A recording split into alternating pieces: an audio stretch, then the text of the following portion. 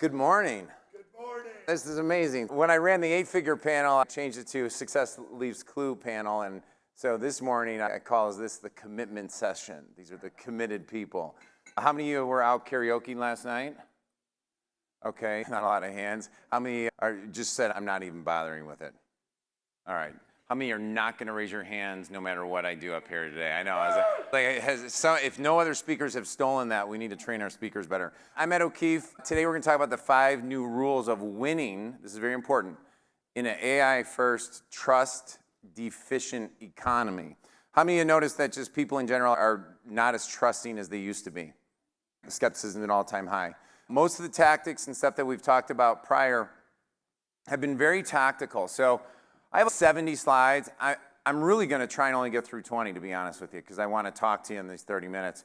This is my little crew. This was us years in the back when I ran a dental marketing coaching business, mastermind business. The exact thing Ken runs in personal injury, I ran that business for 14 years and I sold it. And then I went into supplements and I do mainly coaching, consulting, growth, things like this right here. So this is my family now. I have 7 kids. 1 wife, like I said the other day, married 20 years. Kudos to her more than me. She's amazing. My mom, who's no longer with us, is in the middle there as my twins. My mom had 13 children, married for 63 years, and just very blessed to have that. I haven't seen that picture in a while. My thing that I don't have to think about, it's something I've put 20,000, 30,000, 100,000 hours in, is coaching super high-level volleyball. The crew in the middle up there, we just finished 3rd in the country last year. The team I had the year before that, 3rd in the country. The kids in the back row, let me see. Second from left, she's at Texas right now as a senior in high school. Every single one of them, big-time Division I. You got everyone in the bottom there, and the one on the left, sir, you got Louisville. Louisville finished, I think, 2nd or 3rd in the country. That's my thing. I love being around athletes. I love being around high performers. So when I talk to entrepreneurs, when I talk to people who are just trying to become better, I love Jay's talk the other day when he talked about removing interference. In my book, Time Collapsing, first thing I look for when I work with high performers is where's the friction that they're experiencing that we can remove. And when I say friction, most of it is mental, emotional, false belief systems. I'll give you a quick example, just how I use it in my own household. My daughter calls me up. She's 17. I'll tell you about her. She was sick for 3 years. I'll tell you that story in a minute. She's now back healthy. She's cranking. She's just loving working out. She's loving competing. She's going to go play collegiate volleyball after being put on the sidelines for 3 years because of long COVID and Lyme disease. She calls me up, or I called her before I came in here yesterday. I said, hey, I just want to check in. How you doing? I want to hear your voice. And she said, I need you to pray for me. And I said, well, what do I need to pray for you for? You're like my pastor kid, and I'll tell you why. And she says, because I feel anxious when I'm not busy trying to do something.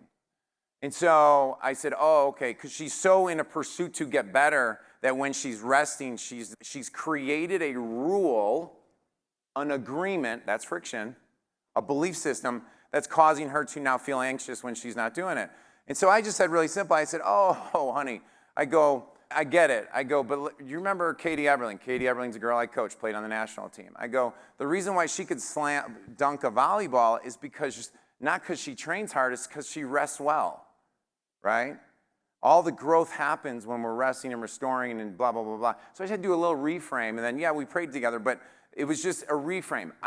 All of us, self-included, have these like little agreements we make that prevent us from seeing the opportunity or the greatness that's right in front of us. Would you agree with that, or you know what I'm talking about?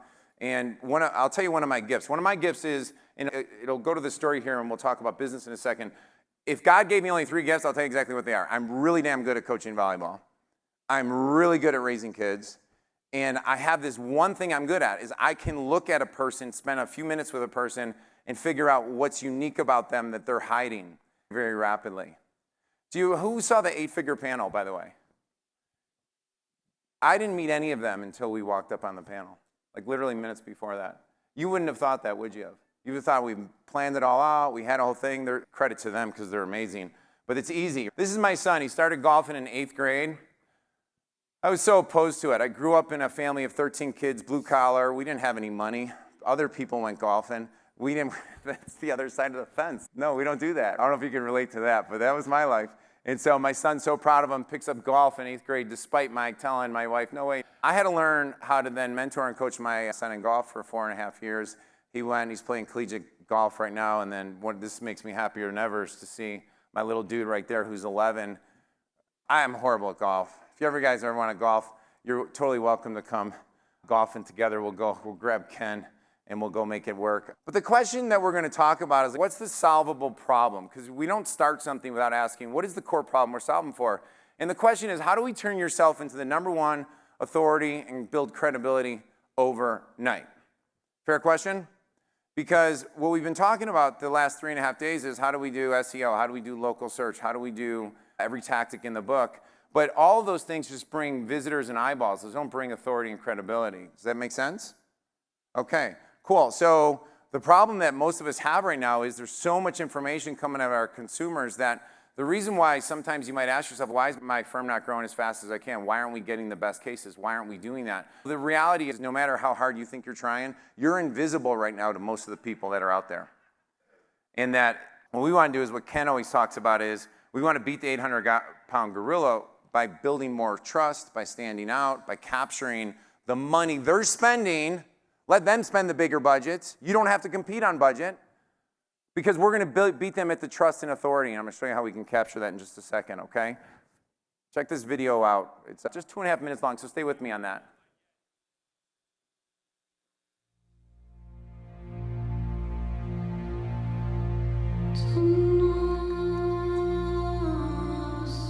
The world's too big, Mom. Then make it small. Focus on my voice. Pretend it's an island out in the ocean. Can you see it? I see it. My son was in the bus. He saw what Clark did. You have to keep this side of yourself a secret. What was I supposed to do? Just let him die? Maybe.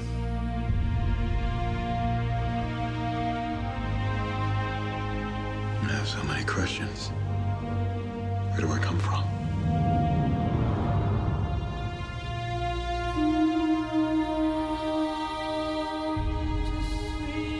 You just have to decide what kind of man you want to grow up to be, Clark.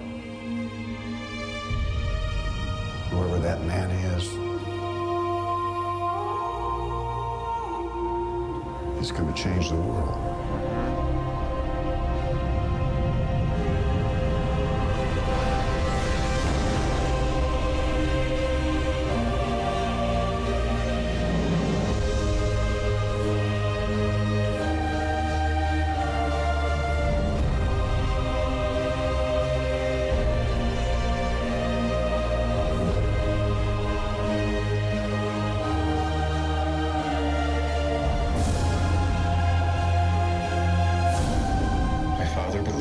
That if the world found out who I really was, they'd reject me.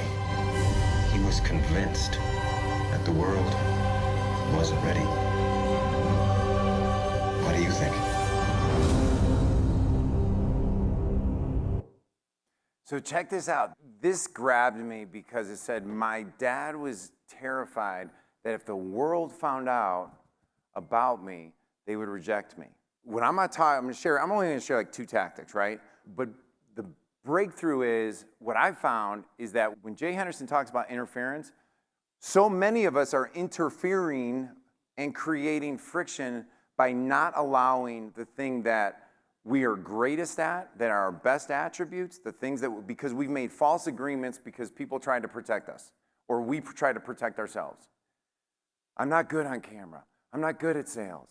Blah, blah, blah, blah, blah. Let me tell you a couple stories. First of all, let me say this. The only thing that's happening by you not growing your practice firm, I work with dentists a lot, so sorry if I say practice, I don't know if it's interchangeable, but the only thing that's happening by us not reaching more people is we're limiting our capability of impacting more people at a higher level. The fact that you came to PILMA already separates yourself from 97, 98% of the population. Trust me, in my neighborhood, I see attorneys left and right, and they're not doing personal development. They're not bringing team members. They're not committed to a mastermind. They don't get a mentor like Ken. They're not getting coaches. They're not doing that stuff. So if anyone's deserving and bearing the fruit and planting the seeds, it's you, because you're here. Gosh, you're here at 8:30 in the morning after the karaoke went wild. It's amazing. And so the way we're going to do it is we're going to stack what I call authority assets, okay? And we're going to create them. It's going to allow us to be the only person in the blue ocean instead of the Red Sea. Stephen Covey, how many of you ever read 7 Habits of Highly Effective People? All right, legend, timeless, right? He also wrote The Economy of Trust, or something about trust. Nothing is as profitable as trust of the economics. Now, very important here, because this was what I would drill down to my team members, and this is what I would drill down in all my messaging. Are we building trust? Who was it, Ashley up here saying, when they read my little unique selling proposition, I couldn't tell if you were an accountant or if you're an attorney? Yeah, that doesn't build trust. Oh, blah, blah, blah, blah, blah, blah, blah, blah. Soft crap does not help. But how do we build trust? So I'm not going to read the whole thing, but he really just says, nothing is as profitable as trust. Be brave enough to suck at something new. Jeff talked about YouTube yesterday, and I just know, don't take this the hard way, because I'm going to give you a solution to it if you need it. But most of you are going to be like, man, I'm going to do YouTube. You're going to look at a little phone for the first time, or you're going to look at this, and your little 6-year-old voice about, I suck on camera, I'm not good, who should listen to me, blah, blah, blah. It's all going to pop up. And guess what the best thing about video is? Say, what, Ed? You can edit it. You can delete it. If you suck, they don't need to know, who cares? Your tribe's going to find your vibe anyway, right? If I'm in your area, people who like my energy are going to come to me. If you feel like you're quiet, introverted, I'm not no Tony Robbins, I'm not no Ed O'Keefe, blah, blah, blah. Guess what? I'm not Ken Hardison, but guess what? How many of you love Ken because Ken's Ken? You wouldn't want him to be anyone else. And I've met so many of you that are quiet or whatever. Guess what? The whole world has people just like you, and they're going to be like, oh, yeah, that's exactly who I trust. Why? Because if we go over basic psychology and basic persuasion, matching and mirroring, people like themselves, blah, blah, blah, there's people like you looking for people like you. So if you stay hidden, guess what? They're going to find someone else, and it's probably not going to be somebody who's devoted and invested and done all this work and blah, blah, blah. You've earned it. You deserve it, right? Let me tell you a quick little story. This guy's name is Dr. Bill Blatchford, right? He was running a coaching club, about a $5 million coaching club, wanted to bring it to $10 million, so he hired me for a day of consulting. Flew to my house with him and his wife, blah, blah, whatever. We're going to go from a $65,000 package to a $100,000 package, right? After the day goes through, he says, Ed, can I hire you to meet with my marketing team every other week for an hour and just help with our plan? And I said, sure. After my first meeting with his team, I said, Bill, here's the thing. It's going to take us like 6 months to try and capture your voice with the team you have, and it's not even an insult to their team. And I said, why don't I just interview you? Because I already know the sales letter in my head. I already know all the objections in my head. I already know all the concerns. Why don't we just do an interview? So we did a 1-hour interview that now he was able to use on the front of his website. Every lead that came in, before they spoke to a salesperson, they watched the interview. And what did we do in the interview? We covered every single concern, objection, reason they shouldn't buy, who shouldn't call your office. Like how many would like to get rid of the leads that shouldn't be in your office, right? It was the ultimate filtering system, right? Jeff Hampton, who was here yesterday, did the same exact thing. Came in, we did an interview. So I started thinking about it. I'm like, if you actually look at it, one of the best ways to instantly become a celebrity in your local area is to position yourself as somebody who's worthy of being interviewed. So here's the thing. Every single media outlet, everyone in the world wants to talk to you because no one pays attention to news anymore. You're not even going to get clients from the news. You're going to get clients from the interview you're going to take, put it up on YouTube. You're going to run it to your ads. You're going to put it on your site. You're going to send it out to people who already know you. We have someone talking about referrals in a moment after me. You're going to send it out to all your referral sources. Right? Matt, how do I pronounce your last name? Dubin. Email from staff out to every single professional service that's ever sent anyone to him. Hey, our founder, Matt Dubin, was just interviewed on America's leading personal injury attorneys. Okay? We send the interview to them. What does it do? Puts you at the top of consciousness. Wow, he must be an authority. They're really seeking him out. He's good looking. He's attractive. Wait, okay, I'm getting ahead of myself here. Here we go. But like they see you at that. Why? Because you're on stage. What's the number one fear? Public speaking, blah, blah, blah. Who cares? You're on stage. That means you're different by doing something like that. And guess what? When I was younger, I wanted to be a motivational speaker, I wanted to do all that stuff. Guess what? I thought like somebody, like some big producer was going to show up and be like, we want to publish your book. Guess what? No one cares about publishing your book. They care about themselves, making money, doing their thing. So if anyone's going to do it, guess what? You got to manufacture your celebrityship, your authorityship. You got to do it. It's your number one job. Ed, I don't like doing that. Pretend for 1 hour that you like it. Pretend. This is how I like doing it. Pretend you're talking to your dream avatar, perfect person that you want to help, that you love working with, is easy to talk to, loves your office, your staff loves them, you make a lot of money with it, whatever your values are, I don't care. Just bang them all together. And be like, what if we only got those types of people into our firm? What would it look like? And then on camera, you talk to that person. You alleviate that person's things, right? Then you take the video, let me just go back one. Then you take this video and you could send it over to your YouTube person. Then you start chopping that video up and now you got all the things. And then if you're really researching like YouTube and keywords and questions and all that stuff, in the interview you lay that out and you ask them all separately because now you can all put them all separately. Am I making sense right now? You take one asset and you turn it into 36 assets.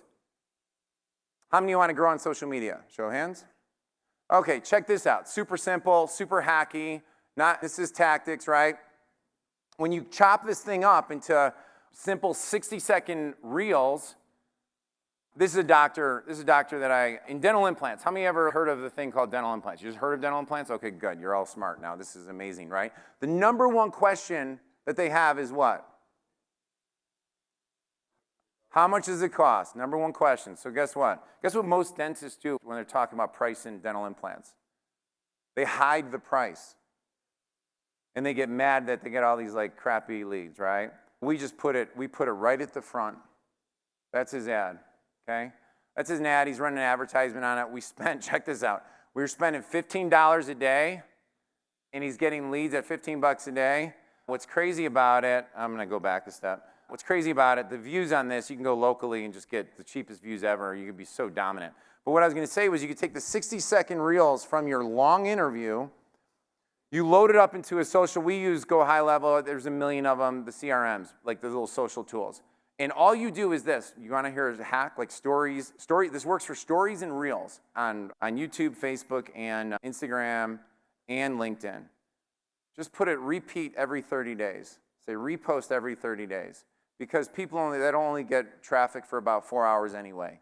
No one cares, right? After 4 hours, the algorithms kick it down. So that's how you do it. You can take 36 pieces of content or 30 pieces of content and what do you call it? Just put it on repeat. That's how you do social media marketing. Okay, number one, put you on stage as the expert. Number two, you syndicate and start attracting your interested level 10 prospects. Now, I have one thing I want to share with you. I'm going to get to this here in a second. You send it over to YouTube or something like that. And you send it over to YouTube, you put it on Facebook, you put it on Instagram, you put it on LinkedIn. You now have an authority funnel that works for you 24/7, 365 forever. That is why one asset can work for you forever. Every time leads come to your socials, because that's what they do, your videos are going to be there. Your objection handling is going to be there. The things that work best are going to be there. Okay? You have a competitive vacuum, price elasticity, and speed of trust. Is this all making sense? Okay. Now I'm going to teach a concept. I'm going to ignore the rest of my slides. I'll skip to I have a few free gifts I want to give away. One specifically just if you're a PILMA member. But I want to talk about this one thing. How many of you ever heard the book Winning Through Intimidation? About 4 people. Okay. Ken, you ever hear that book? Yeah, you know, Robert Ringer, right? So Robert Ringer, this book changed my life. So pay attention to this one concept. Because if you're like, Ed, I'm too good for this concept, that's fine. But you're at this Winner's Circle meeting this morning. That's what we're doing here. Now it's called the Winner's Circle. He said he had these theories. And he remained broke until he figured out these theories. And he wasn't thinking about intimidation from the perspective, I think he was in commercial real estate or something, was it? And he figured out the intimidation side was when he brought an attorney into the deal right out of the gate, he started noticing everyone treated him differently. And he called it the intimidation theory, right? But he had something called the leapfrog theory of success. What's it called? The leapfrog theory of success. Because if you're going to learn one thing from me, this is it. And it says, you have no moral obligation to work your way through the ranks. At any given time, you can choose and decide to leap to the top of your market and claim it. Now, he goes on to say, but if you don't deliver, you're going to get stumbled down. But it started making me think, I'm young, that was my limitation.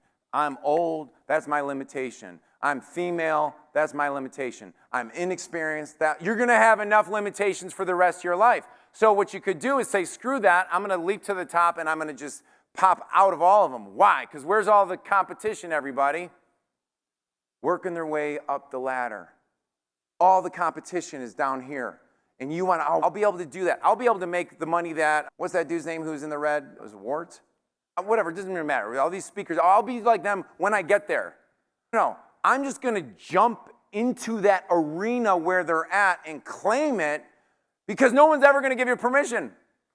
I tell a funny story. My 2 kids, they were always late because we're on O'Keefe time. 7 kids, sorry, whatever, not sorry. We're always late to the Catholic school, right? And the ladies out there with the little yellow things giving the late slips. But at the end of the first quarter, my daughter had 13 late slips. My son had 1. They went into the building at the same time. So finally, I was like, Mike, what are you doing? He's like, I just run right past her. But this is the bigger thing. He didn't need her permission. My other child was looking for permission. Think about that. When I work with high-level teams, we immediately got to remove permission. We're not looking for anyone's permission. Parents always, what are we seated? I don't even give a rat's, and I'll just stop right there. I don't. Give me the list of who we're playing. I'm going to scout them. We're going to go beat them. Period. Oh, they're number 1 team in Texas. Great. We beat Texas teams all the time. Right? Yeah, but they do this. That's great. We serve teams off the court all the time.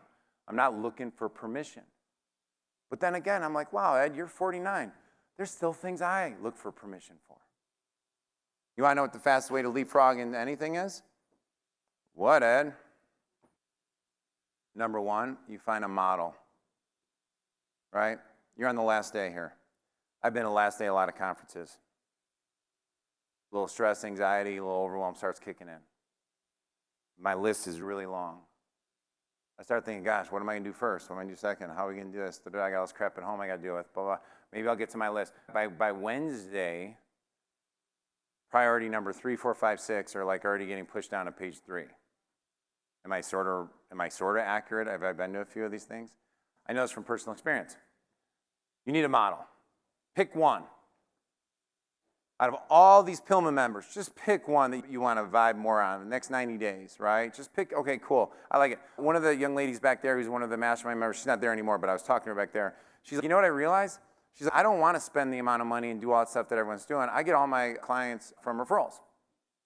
And I just want to go deeper into the referrals. I'm like, great. So then you grow your celebrity branding around what you want to build out, and you just, so think about this. I know I got to talk faster. From a marketing growth perspective, if we step back, like me and you were sitting there, we're looking at your budget, and you're like, I got $100,000 a month to spend, or I got $50,000 a month to spend, or 20, whatever it might be, it doesn't really matter. And you're like, but I don't really like the clients I'm getting from this source of traffic. Are you tracking me a little bit? Because it could be Google, it could be I'm agnostic on it. And you're like, and she said, I love getting my referrals from all my professional partners. And I was like, all right, cool. Then, well, why don't you look at your budget and then just quadruple down, take 80% of that budget and just stick it in making it impossible for your referral partners to not think about you every single month or every week. This is the only person we feel, oh my gosh, they do this. Oh my gosh. Now, I would be willing to bet that if I came and hung out with you and we had like a cup of coffee or a glass of wine or whatever it might be or whatever at your country club or whatever you're doing with your kids, I would be willing to bet that the person you spend a lot of time with or the people you talk with have no idea like what you really do and how you really impact people. And you're like, no, but they've known me for 20 years. I'm like, yeah. You stick an interview up in there, oh my God almighty, they're going to come, or you start doing video, or you do YouTube, or you do anything that syndicates a little bit of your antenna of what's possible, they're going to come And just they're gonna just be like, I didn't even know you did that. Oh my gosh, I gotta send you my cousin. I gotta send you this person. Oh my gosh, I decided to hit somebody today in the car just to see if they would call you. Hey, dude, that's psychotic. Don't do that. Sorry, okay, delete that part. I'm gonna be getting sued. Oh, you can't tell people how to hit people in a room full of attorneys. It's pretty bad. I do want to say one thing about that too, by the way. Number 2, you got the model. Here's a question. What's the question about you're not really in a fight until somebody gets first hit, punched or whatever, punched in the face? When Ken brought up the lone wolf thing, the thing about the lone wolf thing is that the lone wolf thing is real. You got rugged individuals and you got people that, like, what got you to this level could have been rugged individualism or just pure alphaism and just getting stuff done. But on Wednesday, when something hits the fan, if you're not plugged into a network or a crew or a mastermind, I'm just letting you right now know, it's the number one thing my kids tell them. You got to have a mentor and you got to have a mastermind, you got to have a model, period. End of discussion. I need to be able to have those helpline phone calls. Because I'm telling you, if the people in your world are not growing around you, how are you going to grow? I'm just going to brute force it. No, you're not. Don't lie to yourself. That's not how growth works. Right? We go to a tournament and all of a sudden we're not playing well because the speed's faster. That's our fault. Why? Because we didn't put ourselves in an environment against teams like that prior to getting into the room. I cannot become better unless I'm already in the room with people that are better than me and they're forging me to become better. I had a great, Jay Henderson is one of the best guys you'll ever meet. I got an extra ticket to the game last night. It was awesome. Who was at the hockey game last night? Anybody? Wasn't that sick? I haven't been to a hockey game in 20 years. I'm like texting my wife. I'm like, we're going to a hockey game. Ah, that was awesome. But it's just so funny. I was like, Jay Henderson, I hired him years ago to speak at a conference that I was running. And we agreed. We're like, okay, he's like, hey, you're like me, but you're on like the marketing and messaging side. And we had so much fun. Being around someone like him who's doing things with different people, doing big things, I had light bulbs going off all night. We had probably one of the most exciting, encouraging things to do. And that only happens when you're surrounding yourself with better people and they're forging you, okay? I kind of want to finish on that, but one of the things I was going to say is on the interview stuff, like, why does this work, right? You go back to Fran Tarkenton, Tony Robbins, Valerie Bertinelli interviewing Cindy Crawford, Larry King doing it. Why? Because even the best salespeople in the world are utilizing pitch people to set them up for success. It always sounds better when other people are edifying you. Does that make sense? Even if you're good on camera, get somebody else to interview you, please. Because it'll make better sense when other people are edifying you, putting you on the platform, okay? That's number one. And I asked this question, I go, if the hardest medium in history uses interviews as a marketing tool, which are infomercials, then why aren't we? And that's where the light bulb came off to start helping people do it. So I'm going to fly through this. I don't have time to do that. I will say one more thing here, okay? This is my daughter, Keegan. Sick for 3 years. I won't go into the full story, completely healed, amazing story. You can ask me about it on a break. But my wife and I listen to what? Podcasts every single day. That's what we searched for. So if you don't create fake podcasts or your own, or do real podcasts, I don't care, be real, but like the reason why you create this stuff is because it edifies you and turns you into a massive celebrity. The other thing I want to show is you could do retargeting. How many do Facebook ads or any kind of spending money on ads locally? You could do retargeting with simple video views, just that. This is $242 spent, 3,002 people watched, 721 people watched the full video, just on video views locally. You are going to be everywhere, okay? So I'm going to fly through this. I have one free gift I want to give everybody, and I'm going to fly. Sorry, guys. But your number one job, if you want to be Superman, Superwoman, super everything, is to manufacture your celebrityship and let the world see you. That's how you leapfrog to the top. Get your model, get your mentor. If you're not in Pilma, let me just say one more thing, right? And I have no skin in the game. I don't get paid commissions from Ken. I'm leaving. I'm going to be on a flight here in 4 hours. If you're not in it and it's a financial reason, go talk to Ken. If you're not in it and you think it's a time commitment, you're lying to yourself. You have time to prioritize forging yourself to become a better person. That's a lie. I don't have time to become better. Okay, you're lying to yourself. Make the time, okay? So my little free gift to you is this. That QR code, I suck at QR codes, guys. There's no opt-in on there. There's no name capture on there. I did a 4-hour recording teaching this system called Elegant Persuasion and becoming a number one authority. It's called Elegant Persuasion and Becoming a Number One Authority. I might say sell to the rich on there. I know that might not really thing, but it's on there. There's no opt-in. You just get it, right? That's that. There's a another advanced training that I'm going to give to Gracie and Ken that's only for PILMA members. And then if you have questions on like your messaging or your trust or whatever, and you just want to book like a quick 20-minute audit or have me review your website, just as a gift to PILMA and Ken, just text me, 312-607-6799. No like weird text, no photos, don't want to see you. But just send me like your name, email, and I might say, hey, what's your address or your web address? Not your home address, that'd be really creepy. But I'm Ed O'Keefe, thanks for being here, thanks for having me. You guys are awesome. Give yourself a round of applause. Let's give Ken a round of applause. Mr. Ron Eccles a round of applause. And take care, everybody. Thanks so much. Thanks, brother. Thanks, Ed. Let's hear it for Ed O'Keefe one more time. All right, quick announcement. You can